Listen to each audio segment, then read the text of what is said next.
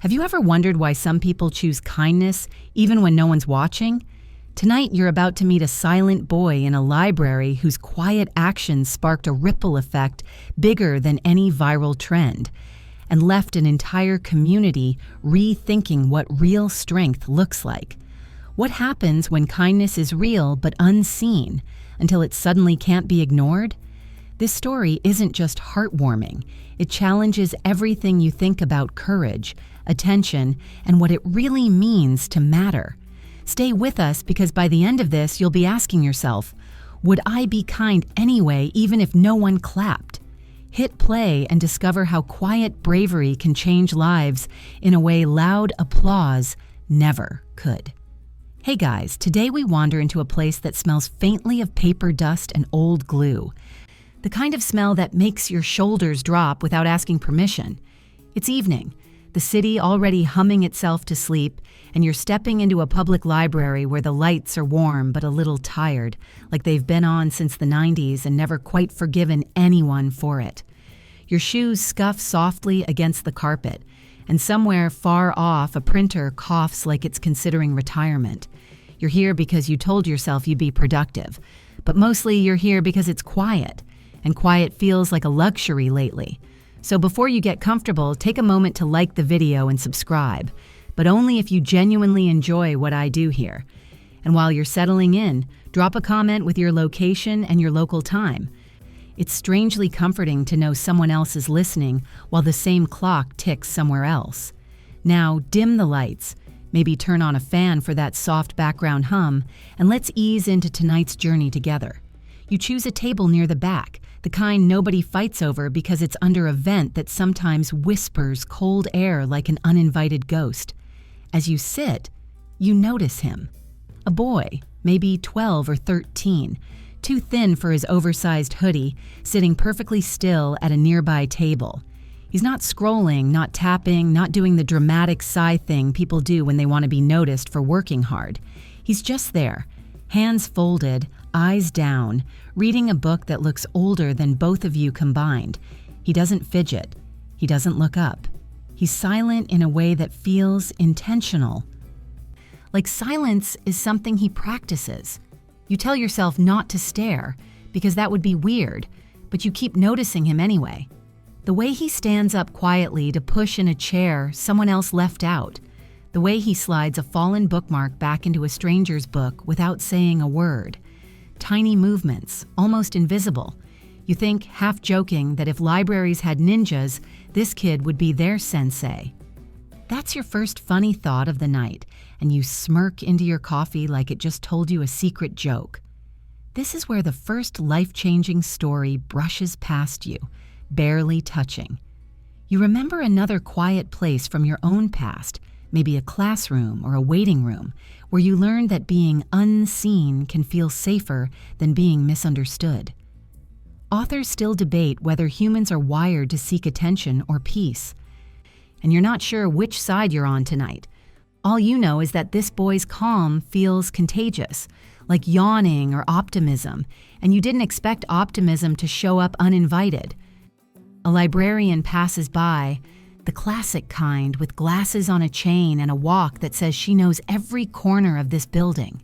She nods at the boy, a nod that feels earned, not polite. He nods back, barely moving his head. You realize this is probably his regular spot, his regular time, his regular way of being. There's something kind about routines when the world outside is loud and unpredictable. A group of college students bursts in near the front desk, whisper laughing loudly because whispering loudly is apparently a skill you unlock after tuition payments. One of them drops a stack of notes. Pages scatter. Before you can even decide whether to help, the boy is already there, kneeling, gathering papers, aligning corners like he's restoring ancient scrolls. He hands them back with a small nod. No smile, no, "You're welcome," just the action. The students thank him, then immediately forget him, drifting away like nothing happened. You feel a strange pinch in your chest, not pain, more like recognition. Being kind anyway, even when no one pauses to really see you. You think about how often kindness now comes with a camera angle, a caption, a hopeful glance to see if it went viral. Speaking of viral, your phone buzzes with a notification from earlier that day. Some clip of a stranger doing a good deed has exploded online. Millions of views, thousands of comments arguing whether it was staged. There's a whole paragraph in your head about how social networks have turned kindness into content, how funny it is that the quietest acts never trend. You imagine this boy in a viral video and it feels wrong, like putting neon lights in a monastery.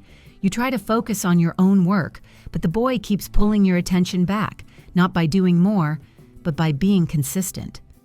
When a woman struggles with the copy machine, he presses the right button without explanation.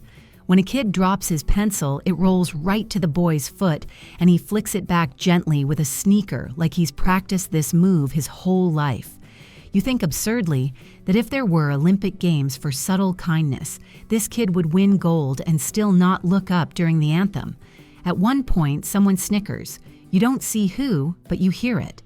A sharp, careless sound. You catch a glimpse of a teen mimicking the boy's still posture, freezing dramatically, then laughing. The boy doesn't react, not a flinch. You feel heat rise in your neck on his behalf. Here's the difficulty creeping in, the quiet test. Is kindness still kindness when it's ignored, or worse, mocked? Philosophers could argue this all night, and authors still debate whether moral actions require recognition to retain meaning. You just know it's uncomfortable to watch. Your mind wanders to another life-changing story you once heard about a man who cleaned subway stations at night and left notes of encouragement under random seats. No one knew it was him until years later, and by then, the notes had already done their work. You remember how that story made you cry unexpectedly, like your tear ducts were waiting for permission. You glance back at the boy and wonder what notes he's leaving behind that you'll never read. There's a funny moment when the intercom crackles and announces the library will close in 30 minutes, and the boy looks up for the first time, eyes wide like he just remembered he's mortal. He gathers his things in a rush, knocks over his own chair, freezes, then carefully sets it upright again, cheeks slightly pink. It's such a human moment that you almost laugh out loud. Almost. As the night deepens, you realize you're calmer than when you arrived. Your shoulders are lower. Your breathing is slower. Nothing dramatic has happened, and yet something has shifted. That's the sneaky thing about kindness. It doesn't announce itself, it just rearranges the furniture in your chest. You pack up to leave, and as you pass the boy's table, he looks up again. Just for a second, your eyes meet. He gives you a tiny nod, like you're both members of a secret club that doesn't have meetings or merch. You step back into the city night, carrying that nod with you. You don't know his name, you don't know his story, but you know you want to be a little quieter with your kindness, a little less performative, a little more like pushing in a chair when no one's watching. And as you walk away, you realize this was never just about a boy in a library.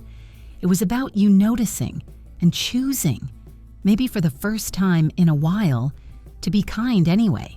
The next day, like gravity pulling you towards something you can't name, you find yourself back at the library. Different hoodie, same boy, same table. The vent above him still whispers cold air like it has opinions. You sit 2 rows over this time, pretending not to glance his way, but your ears are doing that thing they do when your eyes are occupied. They're listening anyway. Today, he's not alone for long. A group of kids around his age clusters near him, loud in that specific middle school way that turns silence into a dare. They're pretending to study, but mostly they're whispering aggressively and sneaking looks at the boy. One kid, slick hair, overconfident posture, leans back in his chair and murmurs, "What's the mute reading today?" It's said just loud enough to hit. The boy hears. You see his shoulders twitch, just once. But he doesn't react, not a glance, not a word. He flips the page like the insult didn't land, even though you can tell it did. And here's where things start to stretch uncomfortably inside you, because you remember what it feels like to be the one pretending not to hear. You remember holding your breath in hallways, praying you were invisible to the wrong people. Being kind is one thing. Being kind and silent while people try to shrink you? That's a different level of courage, one you're not sure you've ever truly mastered. The day wears on. More subtle jabs come. A whispered freak, a pen tossed near him with a snort. One kid even walks past and bumps his chair, muttering, "Oops!" Like clumsiness is now a contact sport. And still, the boy says nothing. You're watching a slow, quiet storm hold its line. And you think about how the world handles quiet kids. We either romanticize them into geniuses or forget them entirely. Authors still debate whether introversion is a trait to nurture or fix, and society has a way of rewarding loud charm over quiet strength. But this boy, he's not waiting for applause. He's not trying to turn his silence into a performance. He's just being, and that just carries more weight than most people realize. Something happens then. Something small, but not small to him. One of the kids snatches his bookmark when he gets up to refill his water bottle. They don't rip it. They don't even hide it. They just hold it up and snicker, reading the words on it aloud in a bad whisper. Kindness is a quiet superpower. They laugh. One of them says, "Well, that explains a lot." When the boy returns and notices, he freezes. Then, with the kind of quiet grace that should honestly win awards, he walks over, gently takes it back, places it inside his book, and sits down again. No eye contact, no drama, just dignity. And that's when you feel it. The tight knot of quiet rage building in your throat, not just for him, but for every time you've seen kindness mistaken for weakness, for every time softness got steamrolled by sarcasm. You almost stand up. Almost.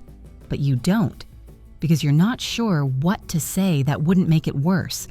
Instead, you do something small. You write a note. 3 words, scribbled in your own notebook.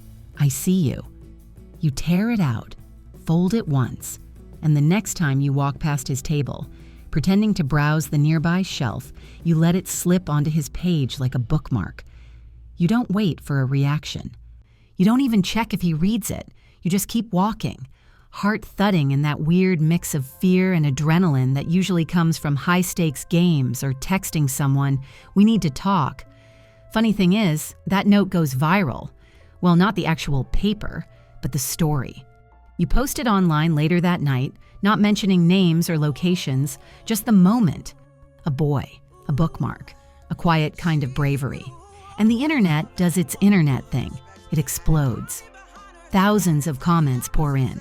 Some say, "That boy is me." Others say, "I wish I'd done that in school." One particularly poetic user writes, "Silent kids are the thunder right before a storm of change."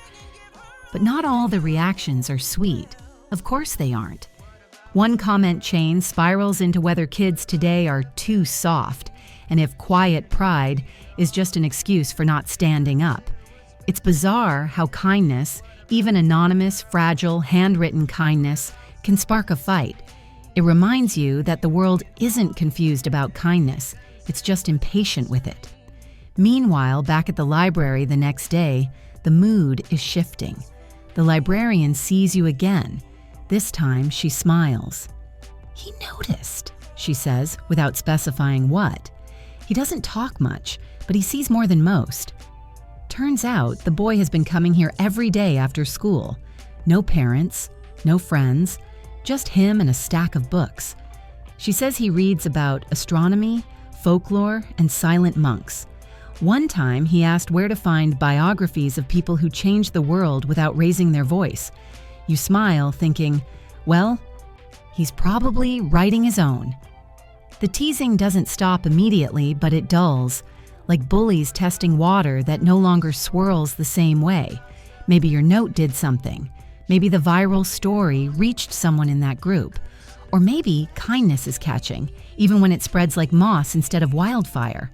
The boy begins leaving bookmarks, handwritten, simple phrases, one tucked into the book return slot. It's okay to be the only one clapping. Another hidden in the young adult section. You're not lost, just in chapter 3. You find one under your own coffee cup a week later. Some people plant light and never brag about the garden. And there it is again, another life-changing story, blooming quietly under fluorescent lights. Not with speeches, not with confrontation, but with persistence. With softness that refuses to apologize. The boy never says a word to you, but one day, you find your original note, creased, treasured, tucked into a new book. Inside is a new message in his handwriting. You saw me. Now I see others. You stand there, holding that book like it's something sacred, because it kind of is. Days turn into weeks, and the library has started to feel like a second home, one where no one asks questions, but the silence answers everything. The boy still shows up, still takes the same seat, still wears oversized hoodies like they're armor woven from thread and invisibility. But something's shifted. He smiles now, not often, not in big bursts, just little ones.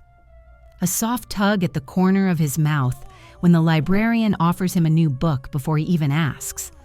A quiet beam when a little kid waves to him near the graphic novels. He doesn't speak, but he communicates. His silence has evolved from camouflage into something deliberate, an art form, almost. And then one evening, something happens. The fire alarm goes off, a shrill, obnoxious, soul-jolting sound that slices through the calm like someone pulled the emergency lever on peace itself. People scramble, books drop, chairs screech. You jump, coffee sloshes onto your shirt, and for a brief moment you forget who you are and whether you're supposed to stop, drop, or just scream into the void. In that mess of motion and confusion, a toddler begins crying. His mother is juggling a stroller and a diaper bag and pure panic. She's young, maybe 19, and you can see her body stiffen as she realizes her toddler isn't moving fast enough. Her voice is shaking. "Come on, baby, come on, we have to go."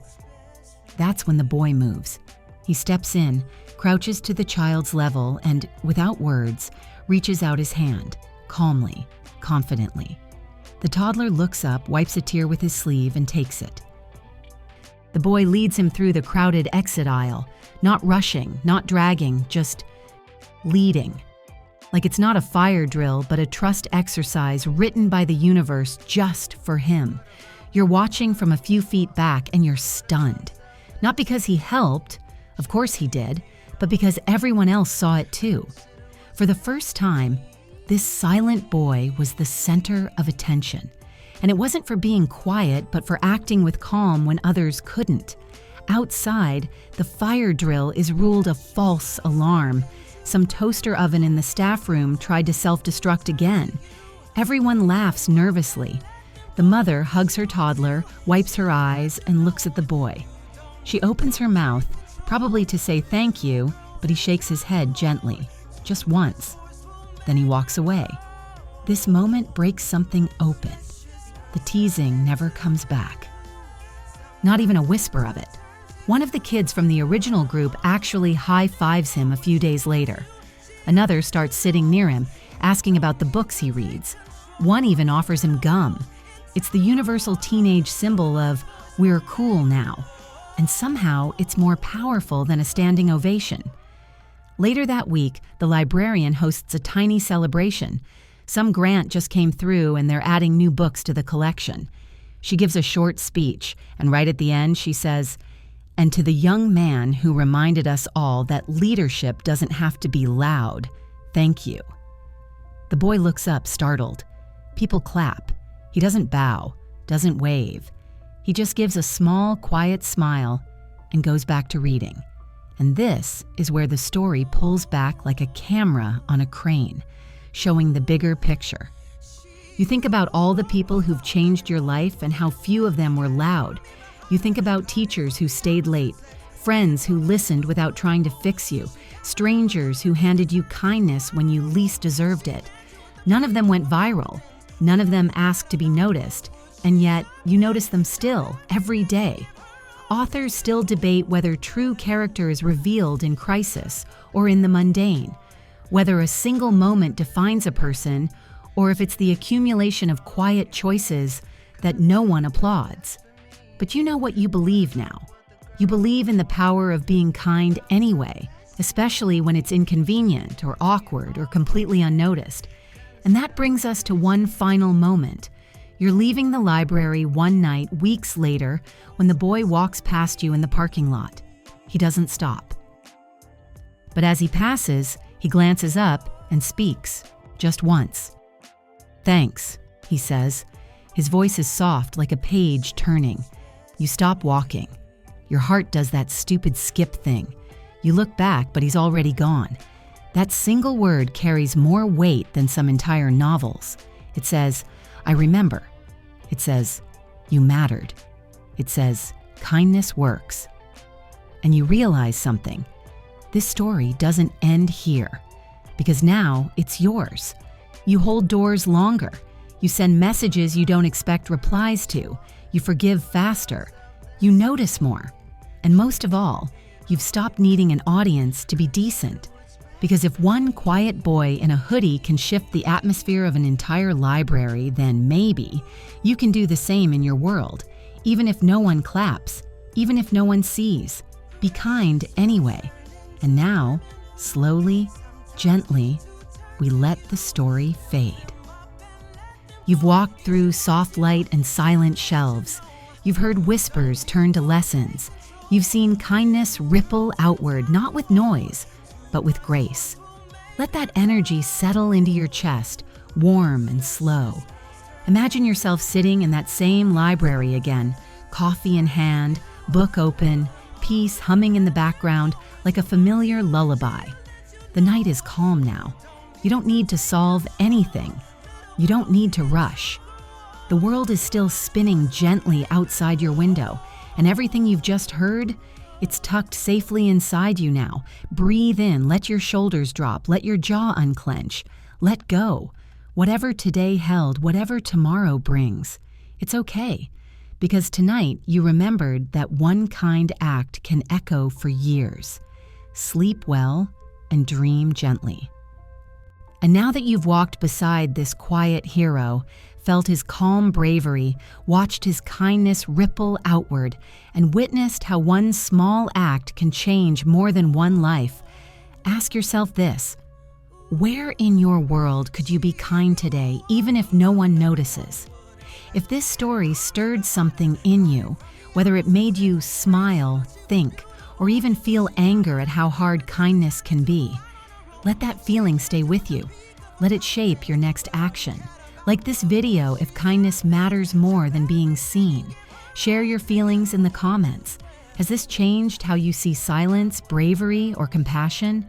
Follow for more stories that challenge your heart and expand your world. Because this isn't just a story, it's a reminder that kindness always counts, even when it's quiet.